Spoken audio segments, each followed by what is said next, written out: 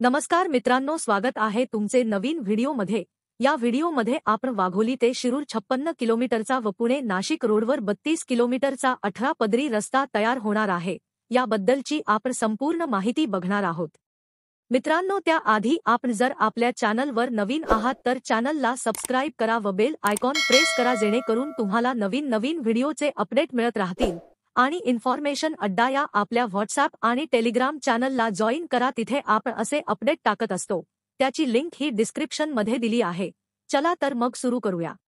मित्रांनो, शिरूर लोकसभा मतदारसंघातील गेल्या अनेक वर्षांपासून वाहतूक कोंडीच्या समस्येने ग्रासलेल्या नाशिक फाटा ते चांडोली, तळेगाव, चाकण, शिक्रापूर आणि पुणे शिरूर या तिन्ही राष्ट्रीय महामार्गाच्या 19,192 कोटींच्या कामाच्या निविदा प्रक्रियेला सुरुवात झाली आहे।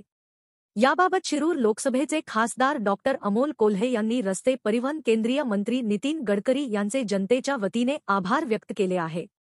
आता नाशिक फाटा ते चांडोली, तळेगाव, चाकण, शिक्रापूर आणि पुणे शिरूर या तिन्ही राष्ट्रीय महामार्गाच्या कामांची निविदा प्रक्रिया सुरू झाल्याने या मार्गांवरील वाहतूक कोंडी सुटणार आहे।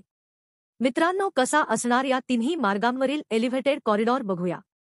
पुणे सातारा महामार्गावरील दुमजली पूल, हडपसर यवत उन्नत मार्ग, पुणे शिरूर 56 किलोमीटरचा एलिव्हेटेड मार्ग, तळेगाव, शिक्रापूर, चाकण 54 किलोमीटरचा मार्ग आणि नाशिक फाटा खेड मार्गाचा प्रकल्प अहवाल तयार झाला असून आता टेंडर प्रक्रियेला सुरुवात होणार आहे। वाघोली ते शिरूर दरम्यानच्या सध्याच्या पुणे अहमदनगर मार्गावर होणारी प्रचंड वाहतूक कोंडी टाळण्यासाठी रामवाडी वाघोली ते शिरूर दरम्यान 56 किलोमीटरच्या दुमजली पुलासह 18 पदरी महामार्ग तयार होणार आहे। यात एकूण 3 मार्ग असतील, यातील जमिनीवरील रस्ता 6 पदरी असणार आहे। त्यावर दुमजली पूल उभारला जाणार असून या पुलावरही प्रत्येकी 6 लेन असणार आहेत। त्यामुळे हा रस्ता एकूण 18 पदरी होणार आहे। यामुळे पुणे ते शिरूर आणि शिरूर ते अहमदनगर हे अंतर देखील आता अत्यंत कमी होणार आहे।